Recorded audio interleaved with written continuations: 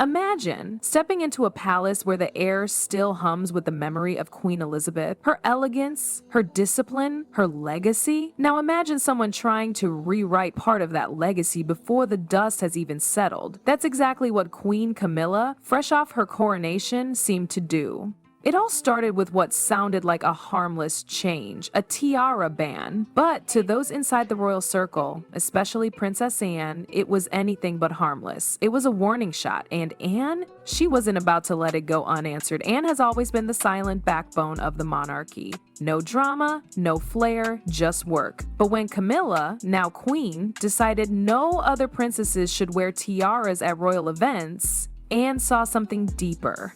This wasn't about modernizing, it's about control. Camilla had just been crowned using Queen Mary's crown, not Queen Elizabeth's, but close enough to feel powerful, yet even that didn't seem enough. According to palace whispers, she wanted more. She wanted Elizabeth's legacy, including the most symbolic piece of all, the crown itself. The crown isn't just jewelry, it's a living piece of royal DNA. And while Camilla may wear the title of queen, Anne knew this crown wasn't meant for her. It had been earmarked long ago for someone else, Catherine, the Princess of Wales. The future queen, the woman Queen Elizabeth herself admired, trusted, and saw as the rightful bearer of the monarchy's future. So when Camilla hinted at incorporating elements of Elizabeth's crown into her own regalia, perhaps to wear or display or modernize, Anne stepped in, not with a dramatic outburst, no headlines, just a private moment behind palace doors where she made it clear that crown is not yours. That crown is for Catherine. You could call it the quietest mic drop in royal history. What makes Anne's move so powerful is how uncharacteristic it was. She doesn't usually insert herself into drama, but this wasn't drama. This was duty, and in Anne's mind, duty always wins. Insiders say this all started right after the coronation. The tiara ban wasn't some last-minute suggestion. It was part of Camilla's long game. She framed it as modern monarchy aesthetics, a less is more kind of thing. But behind closed doors, many believed it was simply a strategy to make sure no one else, especially Catherine, could outshine her. On coronation day, all the royal women showed up tiara-free. Catherine wore a floral headpiece, elegant yes, regal absolutely, but noticeably subdued. That was no accident. Camilla's influence was all over it, and that might have worked on the surface until Anne noticed where it was going. Because this wasn't just about a single event. Reports say Camilla wanted the no tiara rule to extend to future royal functions too. That's when Anne realized this could become permanent, an entire era of royal women stripped of the sparkle that connects them to centuries of queens before them, all because one woman wanted to control the spotlight. Anne wasn't having it. What's especially striking is how Anne did it. There was no showdown, no leaking to tabloids, just a quiet but firm response during a private meeting. When Camilla brought up the idea of repurposing parts of Queen Elizabeth's crown, Anne simply said, "That's for future Queen Catherine." That's it, one line, but it echoed through the palace like a bell. Because in that one sentence, Anne wasn't just defending Catherine, she was defending the past, the future, and the crown itself. The tension between royal tradition and personal ambition didn't just end with a single confrontation. Behind the palace gates, the fallout from Anne's pushback began to ripple, quietly, deliberately, and it started showing in the smallest details. Who wore what, who smiled at whom, and most of all, who was missing from certain events. The crown might have stayed in the vault, but the real battle was just beginning to play out in silence. Camilla had spent years clawing her way into public acceptance. From tabloid villain to queen, her path had been anything but easy. So now, at the height of her reign, being told she couldn't touch a specific crown, especially one tied to a queen she technically succeeded, must have stung. And sources say it did, but she didn't lash out. That's not her style.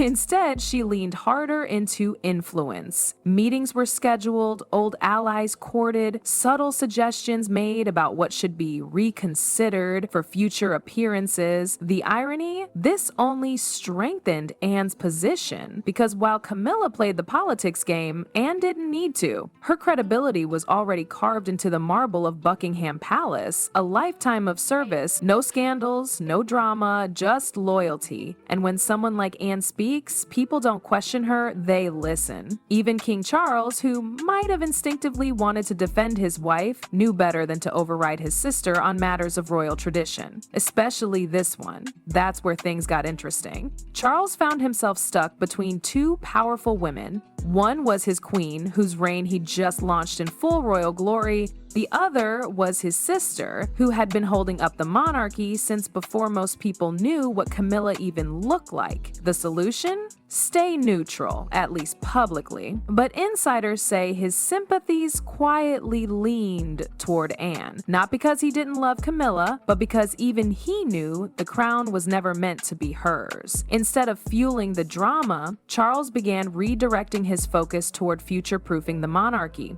Meetings with William and Catherine increased, discussions around ceremonial roles, jewelry access, and historical preservation were quietly added to the agenda. And just like that, the spotlight began to shift, not on stage, but behind it. The firm was repositioning, and all roads now led to Catherine. For years, Catherine had played her role with almost surgical precision, always gracious, never loud, always present, rarely opinionated, but this time she felt it. The weight, the eyes, the silent nods. She hadn't asked Anne to step in, but she understood the meaning behind it. That gesture, the crown being defended on her behalf, was more than family loyalty. It was the public confirmation of something people had whispered for years. Catherine is the real future. Behind the scenes, this bond between Anne and Catherine began to deepen. The two women, though from different eras of royalty, found common ground in their mutual respect for Queen Elizabeth and what she stood for. They met more often, spoke candidly, and while neither ever addressed the crown incident in public, those close to them say their alliance became unshakable. And it wasn't just symbolic. Anne began advocating for Catherine in quiet but powerful ways, ensuring she had access to specific heirlooms, making sure her name was included in discussions about state events, even guiding her through certain royal protocols that only someone like Anne would know by heart. It was mentorship with muscle behind it, and the palace noticed. So did Camilla. Camilla's smile never wavered in public, but insiders noticed the change. The small pauses in conversation, the longer glances toward Catherine during events, the shift in tone when Anne's name came up. There was no open feud, this wasn't some palace soap opera, but the balance of power had subtly tilted, and Camilla, for all her new titles, wasn't holding all the cards anymore. The tiara ban, once a bold move to modernize the monarchy's image, began to quietly fade into the background. At a charity gala a few months later, Princess Eugenie appeared in a delicate diamond piece from the vault. Princess Beatrice followed at another function, her tiara unmistakably old-school Windsor. The official announcement reversed the rule, but the jewels were back, and nobody questioned it because Anne had set the tone. And no one, not even the Queen, wanted to challenge her again. For Catherine, the shift wasn't just about crowns and ceremonies. It was about stepping into a role that now felt fully real. Every event she attended, every handshake, every glance from the public, there was something deeper behind it now. People weren't just seeing a princess. They were seeing the future queen, and thanks to Anne, that future looked a lot clearer. The most symbolic moment came during a private family gathering. Not a state event, no photographers, just relatives around a long oak table in Balmoral. According to someone present, Anne brought out a small box wrapped in a pale blue cloth. Inside was a brooch, an intricate sapphire and diamond piece that had belonged to Queen Elizabeth, one of her favorites, rarely worn publicly, and didn't say much. She simply handed it to Catherine with a nod. The gesture said everything. That brooch had no official ceremony tied to it, but those who understood the language of the royals knew it was a blessing. An informal transfer of trust, and it came not from Charles, not from courtiers, but from the woman who had served beside the Queen the longest. In the months that followed, Catherine's confidence visibly grew. Her speeches were sharper, her presence more grounded. She wore the brooch once, subtly pinned to a navy coat during a visit to a children's hospital, most people missed it, but the ones who didn't, they knew exactly what it meant. Meanwhile, Camilla stayed composed. She continued her duties with grace, aware that her influence now had clear limits.